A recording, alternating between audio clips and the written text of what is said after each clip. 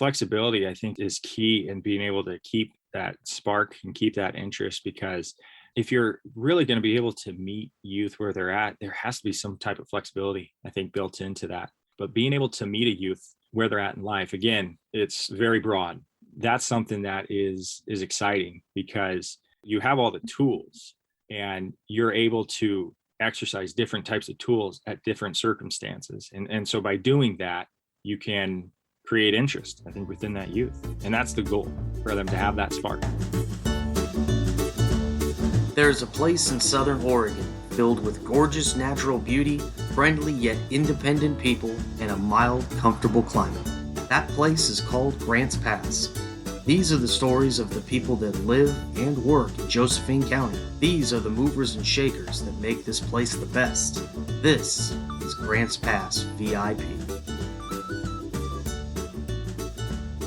Drew Wilkerson is the GP career coach for the Career Build program with Project Youth Plus.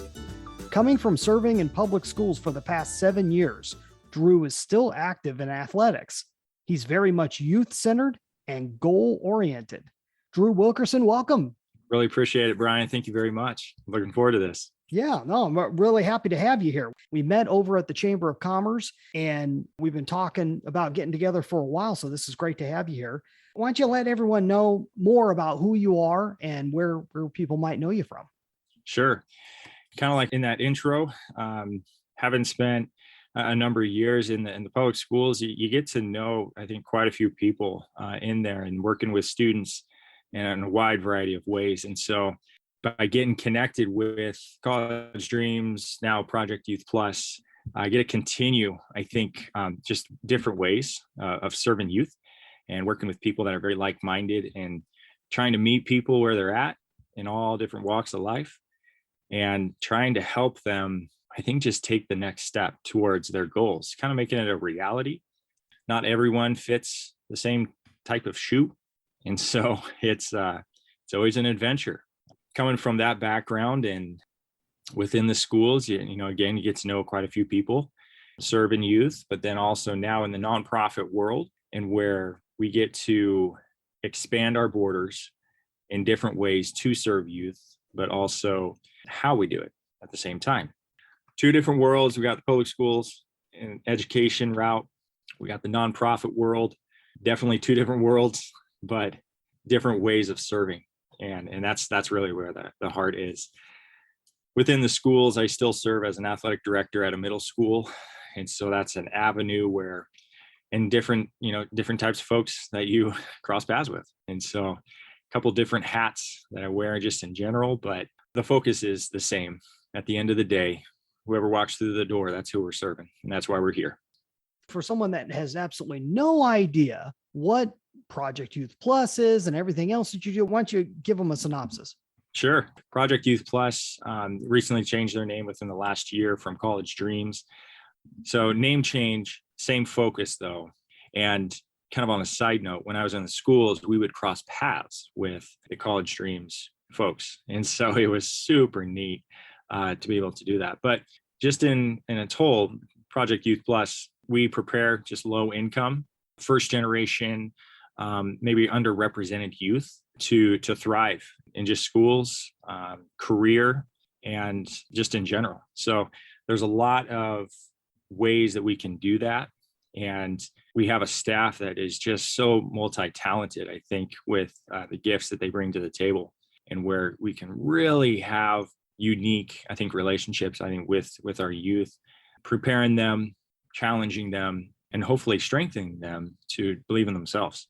The programs that we have are kind of geared at how we really look at one, again, serving youth, but it also just expands the borders, I think, in how we do it. And so being able to do that is an absolute thrill. Every single day I get to wake up. We got some people that have been doing it for quite a while. It's great. So that's kind of that in a nutshell. Great. So how did you end up here? What brought you into this position? Coming from the schools, I had crossed paths with a number of youth, and I had worked nonprofit in the past, serving at-risk youth before jumping into the public schools. And so I'd kind of already dabbled, I guess, into that world. So I knew that there was other ways to serve youth.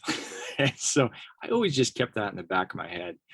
And I'm going, no, there's a way around this. There's a different way that we can serve. And this is who we can go to for that. Even though I may have restrictions, I know this person can go a little bit extra in a different way, different angle type of thing. And so I think it was a long time coming with being able to get into this gig. And this is where you get to really just plant the roots and work with some just fantastic people. So I love it. Wow, that's great. Do you live in Grants Pass? Do you just work here? How's that work? So I live in Central Point, Uh-huh. and so I commute out to Grants Pass and meet for meetings, or it's just kind of on a basis. But I'm out in Grants Pass quite a bit. Yeah. Did you grow up in Southern Oregon, or are you from elsewhere? I grew up in Sam's Valley, Oregon. Oh, So wow. if, for those who may not know where that is, that's okay. That's between Gold Hill and Eagle Point. It is called the country. And so I grew up there. I grew up on a farm. And so we did a lot of, just work, in general. And so I married my high school sweetheart. And so we knew that we would eventually come back here. We left for a while. But when we came back here, this is kind of where both our families are. Having grown up here, you get to know some familiar faces, right? Now we're just a little bit older. Well, I still like them. I mean, it's it's okay. Something to be very thankful for. Could you describe for us what a typical day is for you? What type of things do you do on a regular basis? Yeah. So we're blessed with a pretty flexible schedule and being able to really match our schedule to kind of the needs of those that we're serving. And so the days will vary. There's always ways to plug in and make a full day for sure. Being able to cap yourself, at least for myself, to cap at a certain point can be a challenge. But because you just get in a groove and Yeah. you're just doing your thing. So, a typical day can range from meeting with a youth and talking goals over coffee, or getting their documentations, I think, figured out. So whether someone needs a social security card or a birth certificate, or just a regular ID, that's something that we'll set a meeting aside and say, okay, this is what we're going to focus on today. We have a roadmap that we really are trying to follow, and with all of our youth, and being able to make sure that they are as equipped as much as possible is kind of the goal. And so every youth that we meet with on a regular basis is in a different spot. So whether that's done over coffee, whether that is done through the world of Zoom, it just varies, right? We try and get as many youth connected within our workshops. These things are just built and geared towards helping these youth build their resume, but also take that next step for themselves personally. And so typical day, pretty tough to kind of say. It's not all the same. That's what's also kind of exciting about that part. And the flexibility is something very gracious, I think, handed down but from leadership. Allows us just to find our groove, find our connection, and do our thing and meet our youth where they're at. So it's awesome. Now, is this kind of locally centered? Is there local leadership, or is this more of a national organization? How's that set up? Yeah, great question. It's a local organization. The Drummonds started this program about 25 years ago in Grants Pass, and that is where it planted its roots. That's where it's began to blossom, I think, from there. And now we're reaching from not just Josephine County, but we're trying to reach into the Jackson County and get established within Jackson County. So we're reaching into the schools. We're also, in-school staff. We're also reaching to out-of-school staff. And so looking at where the program started from in school, now expanding into the out-of-school arena, I guess, has been a really big, just game changer, because that's another group of individuals that we can invest in as well. Program has expanded into the different ways that we are able to meet with our youth. The 4 different programs, having started from in-school staff, right, going to, whatever it takes. It's a different angle within in school. So you have the advisors, you have the whatever it takes crew. So a lot of the whatever it takes crew are going to be angled and focused in on maybe the kids that are maybe falling through within the schools. Advisors maybe are dealing with a different type of population, within the schools. Career build, we're out of school staff, and we're ranging 16 to 24. It's career focused, or it's education secondary focused, or just helping people get their GED to get their next step. So it varies. Mm-hmm. Yeah, and we got that plus accounts that provides matched savings for colleges, for college students or college bound students, or just occupational training just in general. So 4 programs geared towards kind of a wraparound into these youth to get them to believe in themselves, to grow, and just go for it. That's pretty exciting. Yeah. But then again, I'm a coach, and so I'm already kind of geared towards, Yeah. all right, let's go, that type of thing. Absolutely. Well, and as an organization like this, is there anything specific that you're looking from the community and from local businesses? What do you need most of? What type of support are you looking for? We've been recently doing this capital campaign, and where we're just continuing to ask for support, I think, just from community wise. And they have been so gracious to us in the support shown towards just the organization and the group of people just being able to come and do what we do. And so community has been incredible. I think with Josephine County for sure, Jackson County growing in that awareness of what we do and how we do it. Business wise, always looking for business support, because there's a couple different ways that we try to engage with businesses, because from a capital campaign standpoint and in the financial support is always helpful. All this money is going to the organization and for these youth to grow. But then also, we're trying to hit a different angle when we're working with youth in a cooperative work experience type of capacity, and where it's think of it as like a paid internship, and where we're building a relationship with businesses and they've done just an incredible job, I think, with establishing that point, but trying to get more experience for our youth to have that opportunity for one to say, hey, I'm curious on welding. What does that look like? Being able to give them the opportunity to step into a business. We would pay for them to be at that establishment. The exchange is, hey, the businesses are going to really kind of just show like, hey, this is kind of what it looks like. Here's some things that you can do. Here's some job responsibilities. We got about 150 to 200 hours that we can do this internship. And so that's a great way, I think, building relationship with businesses to continue to show all the different ways that people can get into careers. So you're not just locked into one and that you're not super jazzed about, but it's one that you can learn and keep growing. So a couple different ways that we really try and continue to engage with our local businesses, for sure. Okay, let's take a break from that conversation. I wanted to bring up a question for you. During these crazy times, do you feel like your business is indestructible? Most people don't. And if not, the real question is why? And what can you do to make it as indestructible as possible? Well, that's the basis of my new book, 9 Ways to Amazon-Proof Your Business. Let me talk about what we discuss in Chapter 6, the 6th way, which is to offer ongoing. What does that mean? Well, what it means is don't just have products that are one-time uses. Find a way to offer some type of ongoing value to your clients. Even if you can't offer it yourself, even if you don't specifically offer a service that goes on and on, find someone else who does and team up with them. Find a way to turn what you do into some form of subscription or membership and get your stuff out there more often. Allow them a chance to get to know, like, and trust you via a product or service. This is a way that you can completely take Amazon's idea and twist it into something directly for your own. Amazon Prime's a major deal in the success behind Amazon.com.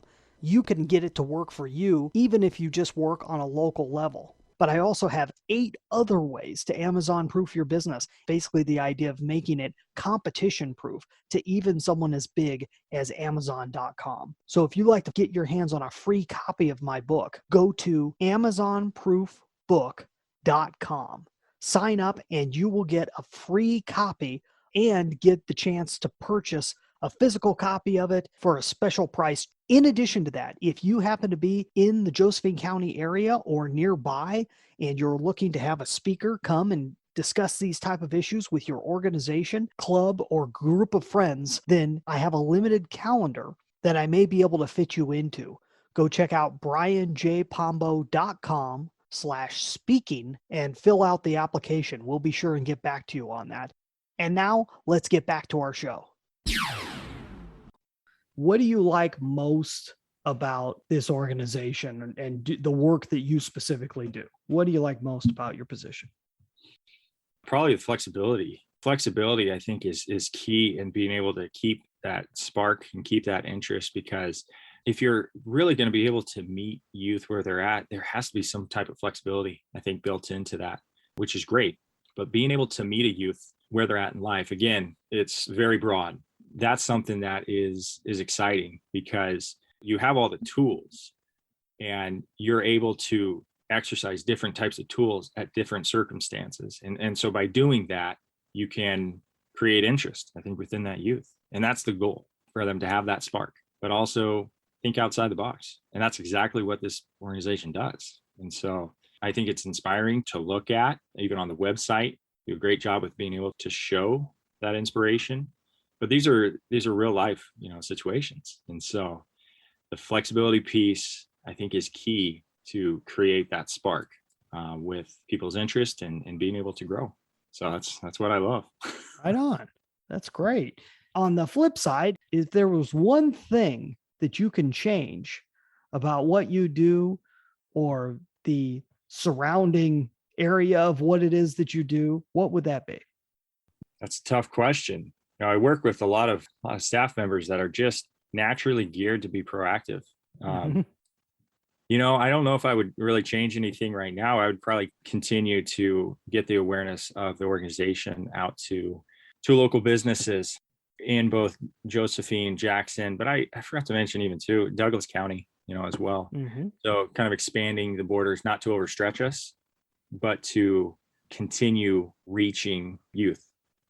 So that's what I would probably gear towards rather than change something. That's great. So if you and I were to get together, say in like a year, and we were to look back over the past 12 months, what would you say would have to happen for you to feel happy with your progress, both professionally and personally? I swing it back to the hard issue. Like, there has to be a reason why you're doing what you do, and there has to be a purpose. And my purpose and my hope is that I kept grounded, I think, and anchored. I always use the term anchored. If I kept anchored in the main purpose of why I'm here, and that is serving youth, and not to get, there's always going to be distractions out there. Yep. And so if I were to ever look back and say, okay, did I hold on to the purpose of what I do? And that's serving youth. Going back even to the mission statement, which is increasing access to opportunities for youth to thrive in school, careers, and life. I think that's a real easy reflection. And the question is, okay, did I do it? If I can answer yes, I did the best I could, then that's progress. But my motives, I think, is keeping anchored on that. There, again, distractions are going to be all over the place, and stresses and things that will try and take you down rabbit paths. But we're here to serve youth in a wide variety of ways. And so if I can do that, that's great. That's great. I think that's a great goal to have. Where you're going with that. It's more of what you're not doing that you got to keep not doing that makes everything worthwhile. I get that. Yeah, absolutely. It's just being honest with yourself. Is it a calling? Is it a job? Is it whatever someone categorizes that? For me, aiming it back to that mission statement, that's going to be the guiding tool, and just having a passion to be able to do it. So absolutely. Well, that's fabulous. As we start to wind down here a little bit, I was just wondering, is there anything I haven't asked you that you'd like to answer? I think the more that Project Youth Plus, I think, begins to and continues to grow in the ways that we serve youth. We have a GED program that's getting up and going and established for this year. And so that's within the Career Build program. And so being able to support that in our youth, whether they're coming from the in-school youth or they're out of school later on in life, hey, I got to finish up my stuff within education. That's okay. At least there's an option and an avenue, I think, to be able to do that. There are so many different ways. I think Project Youth Plus truly invests in not just youth, but in their community and in their people, that they truly just believe in them. And that goes really far, I think, in people just knowing that, reinvesting that energy into your team. Again, I'm a sports guy, and so I'm very, team oriented just in general. The culture, Project Youth Plus, is one that is dynamic. It's very passionate. It's very purposeful. And just emphasizing that when we come into contact with businesses, our intention is, how can we get this youth to grow? At the end of the day, how do we do that? Can we team up with you to be able to do that? It's great. And there's things that I am not mentioning because there's just so many different things moving at the same time. It's one where we're just continuing to grow, and ways to support youth is fantastic. Well, if someone wanted to find out more about Project Youth Plus and the Career Build program and everything else it is that you guys do, where would they go for that? Yeah, great question. There's whether that person is in school staff, let's say in Josephine County, just because that's where our roots are. Majority of the schools have a representative there in the school. And so just checking into your main office. Hey, where's the Project Youth staff? And they can definitely get you connected. If you're in the high school, same type of thing. College and career folks, yeah, Project Youth Plus. It's a very common name. That's one way to do it. So that in-person go-to. Another way is just going to just projectyouthplus.org, just the main website, and checking out all the different ways to get plugged in, to support, but also just get a better idea of kind of what we do. Always welcome to give us a phone call. I would say text, but you can't text. But you can definitely go and give us a phone call at 476-8146. We have a Facebook page and Instagram as well. A couple different ways, social media wise, to check it out. One mission, serving youth in all of those capacities. Wow, that's just great. It's really cool to find out about these great opportunities that are out there that are hidden from most people in public. Most people aren't in school. And if they have kids that are in school, they may not know about all these great things. So it's really fabulous getting to talk some more about it with you, Drew. Drew Wilkerson with Project Youth Plus. Thanks so much for being on Grants Pass VIP. I really appreciate the opportunity. Thank you very much. Yeah.